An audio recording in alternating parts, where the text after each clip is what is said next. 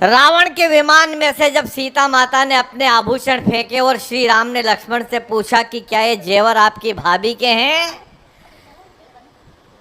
रावण के विमान से जब सीता माता ने अपने आभूषण फेंके और श्री राम ने लक्ष्मण से पूछा कि पहचानो क्या ये आभूषण आपकी भाभी के हैं, तो हिंदुस्तान के देवर का जवाब हजारों साल पहले आया था, ना हम जानामि केयूरे ना हम जानामि कुंडले नुपुरे त्वाभि जानामि नित्य पादाभिवंदनाथ। हम वहां से प्रारंभ हुआ। लक्ष्मण ने यही कहा कि मैंने तो चरण निहारे हैं, देखे माता के कान नहीं, मैं बस बिछियों का सेवक हूँ, कुंडल की पहचान नहीं। हम वहां से प्रारंभ हुए हैं।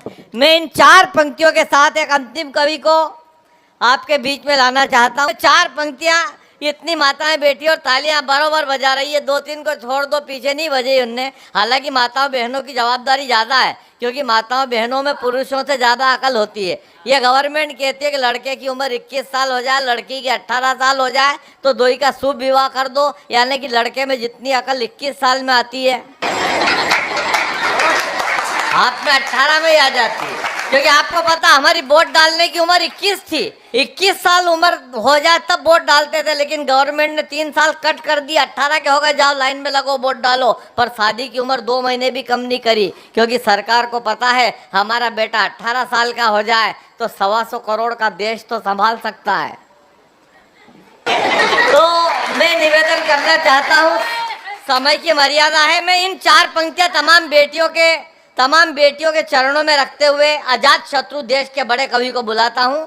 एक घटना ये हुई कि तमाम लड़कियां स्कूल जा रही थी, टेम्पो में चढ़ के, 26 जनवरी का दिन था। एक आखिरी लड़की कागज़ का झंडा लेके, छोटा कागज़ का झंडा, टेम्पो में चढ़ी और पीछे से एक मन चले लड़के ने उस लड़की के कंधे से दुपट्टा खींच लिया। ये दृश्य मैंने देख लिया। मैं उस लड़के से उलझना चाहता था, लेकिन अपनी बाइक को स्टैंड पे खड़ी करने की प्रक्रिया के बीच मेरे भारत की उस बेटी ने जो उस कमज़ोर लड़के को जवाब दिया, उस बेटी का जवाब सुनने के बाद मुझे बोलने की ज़रूरत नहीं थी। आपकी तमाम तालियां उन बेटियों के सम्मान में हो। सबसे ज़्यादा अत्याचार बेटियों के साथ हो रहे हैं।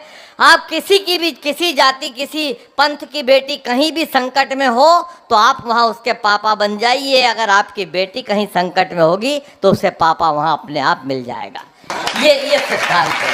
उस बेटी ने मन चले से कहा 4 पंक्तियां और अजात शत्रु कि दुपट्टे को छोड़ मेरे तोड़ दूंगी दांत तेरे, बिगड़े नवाब को अभी सुधार दूंगी मैं, सैंडल उतारूंगी तो इतना मैं मारूंगी कि मार मार तेरा हुलिया बिगाड़ दूंगी मैं। ये उछल कूद बंद कर, मत छल छंद कर, 2 गज जमीन में यहीं पे गाड़ दूंगी मैं। मुझ पे क्या मरता है, मर मेरे वतन पर, तेरे कफन के लिए दुपट्टा उतार दूंगी। ये हमारी बेटियां हैं। मगर हमें तो सच गाना है। और अभी उनकी 8वीं किताब आई है। आपकी तालियां कम है। अजात शत्रु देश का बड़ा नाम, उदयपुर से और बोलना तुम्हारे लिए टाइम है अभी।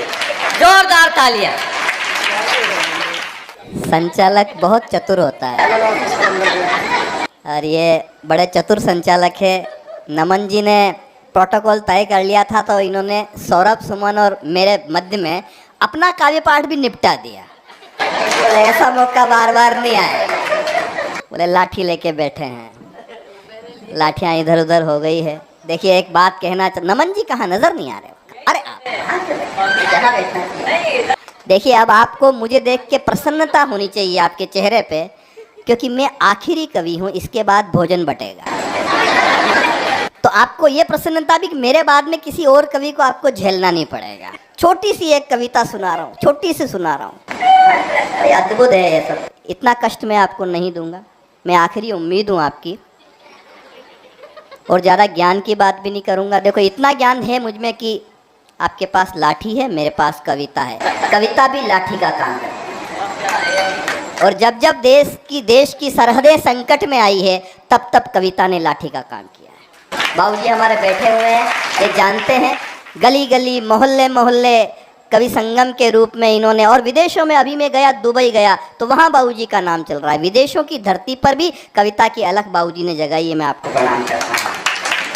हमारे प्यारे मफतलाल जी, ये अपने नाम के अनुकूल इनका काम है, किंतु आज मफतलाल जी ने पैसा भी दिलवाया है, इसके लिए मैं इनका भी ऋणी हूँ। एक बार इनके लिए तालियां बजाइए, अद्भुत है।